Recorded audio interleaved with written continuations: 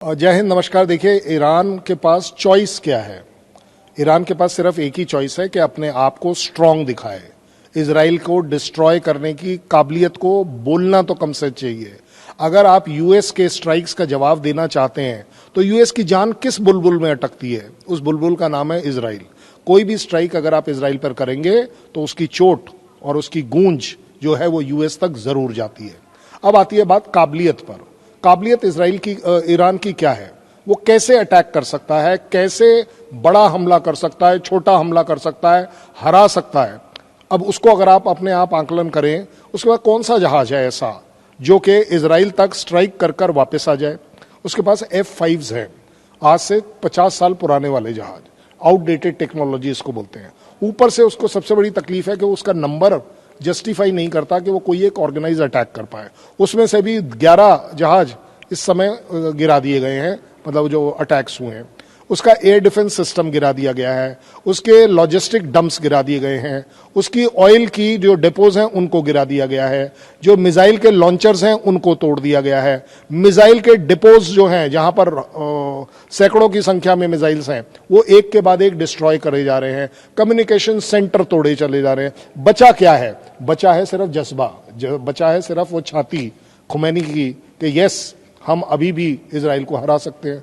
आप हराते हराते हराते बोलकर दुनिया को इंतजार करा रहे हो, अपनी खुद की पब्लिक को प्रोपोगंडा कर कर मिसगाइड कर रहे हो। यहां इजराइल आपको तोड़कर चला गया, रियलिटी ये है। बट फिर भी एक जिम्मेदार एनालिसिस के तौर पर अभी भी ईरान के पास जो सबसे बड़ी ताकत है वो है ड्रोन और मिसाइल्स की, और वो कंटिन्यूअसली इसमें इजराइल के ऊपर अटैक करता रहेगा।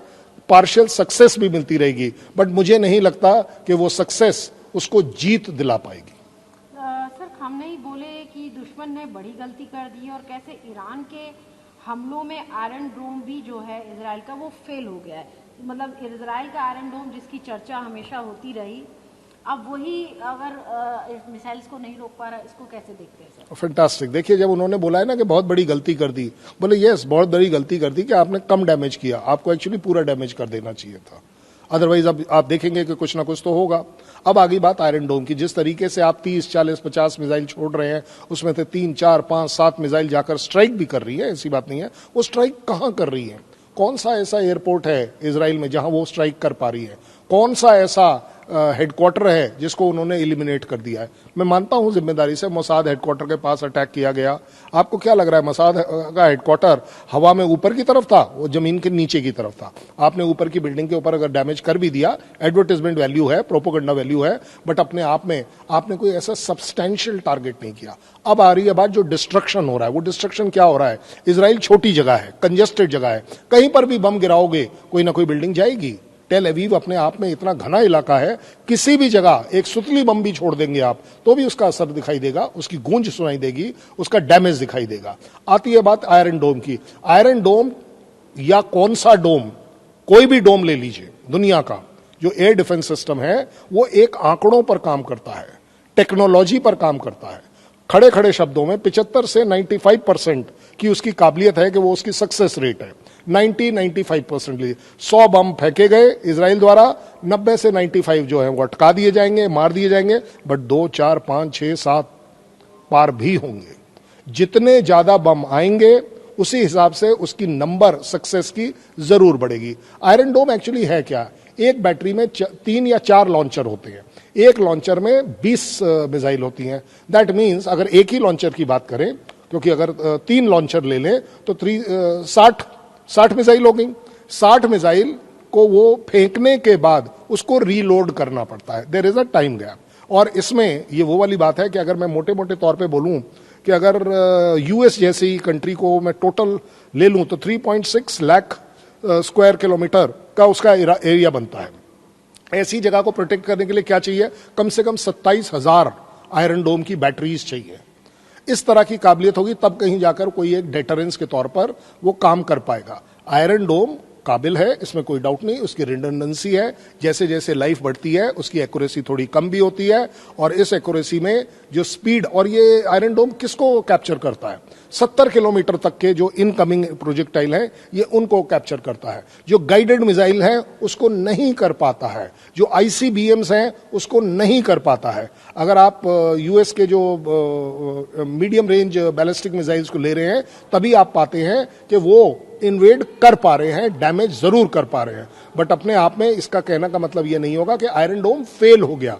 आयरन डोम अपनी कैपेसिटी के हिसाब से 90-95% को रोक पा रहा है और बाकी को जाने दे रहा है या उसमें से स्लिप थ्रू हो जा रही है। सो आप आयरन डोम के ऊपर एक लांछन नहीं लगा सकते, काबिलियत की बात है, टेक्नोलॉजी है, इंस्ट्रूमेंट है, उसके अपने लिमिटेशंस जरूर होते हैं। सर एक सवाल और है कि जिस तरह से जब हम देख रहे हैं कि इसमें तीनों कंट्रीज दिख रही हैं इन्वॉल्व, अमेरिका की भी पूरी इन्वॉल्वमेंट हो चुकी है, तो सर अब ये युद्ध कहाँ किस लेवल तक जाएगा, क्या इसका अंजाम हो सकता है? युद्ध किसी का कहीं भी ले लीजिए, उसका अंजाम एक ही होता है, मानवता का डिस्ट्रक्शन, शुरू से लेकर एंड तक। लेकिन हमेशा जो एंड है अल्टीमेटली वो आपस में कंप्रोमाइज, बातचीत के द्वारा ही होता है, और दोनों साइड, अगर आप बोलना चाहें तीनों साइड इस समय काम उसी पर कर रही हैं। जो जितनी ताकत दिखा रहा है वो ताकत इसीलिए दिखा रहा है कि यस, टेबल पर आइए और मेरे टर्म्स एंड कंडीशंस पर बात करिए। आप एक बात बताइए, ईरान अगर बोल रहा है कि बहुत बड़ा गलती कर दी, हम बहुत बड़ा आपको डैमेज करेंगे, तो यूनाइटेड नेशन में आप गुहार क्यों लगा रहे हो कि रुकना चाहिए? आप वो जिनीवा में बैठकर यूरोपियन यूनियन के कंट्रीज के साथ बात क्यों कर रहे हो कि रुकना चाहिए? आप अपने सो कॉल्ड 40 इस्लामिक ब्रदरहुड के लोगों के साथ अंकारा में क्या कर रहे हो? टाइम पास कर रहे हो? उनसे क्या रिक्वेस्ट कर रहे हो? ये कर रहे हो कि सबके सब लड़ाई में घुस जाए? जी नहीं, रिक्वेस्ट एक ही है, किसी तरह इस युद्ध को रोका जाए और ईरान के डिस्ट्रक्शन, जो सो कॉल्ड, वो अपने मुस्लिम ब्रदरहुड में जो बोलता है कि आपके मुस्लिम भाई और ना मरे। ओवरऑल अगर आप इसी तरह यूएस को देख लीजिए, यूएस क्या बोल रहा है, हमारे दो ऑब्जेक्टिव है, एक है न्यूक्लियर नहीं होना चाहिए, दूसरा है आपका खमेनी नहीं होना चाहिए। न्यूक्लियर ना होने का काम उन्होंने कर दिया, खमेनी की वेट कर रहे हैं, और उस पर भी वो बार बार कह रहे हैं कि हम तुम्हें नहीं मारेंगे, आप ये जगह छोड़ दीजिए, क्या कर दीजिए क्या नहीं कर दीजिए। इजराइल ने ऑलरेडी अनाउंस कर दिया कि हमारे ऑब्जेक्टिव्स अचीव हो चुके हैं, हमने खुमैनी के खिलाफ भी उनकी ईरान की जनता को खड़ा कर दिया है, क्या वो नहीं टिक पाएंगे, उनको जाना ही पड़ेगा।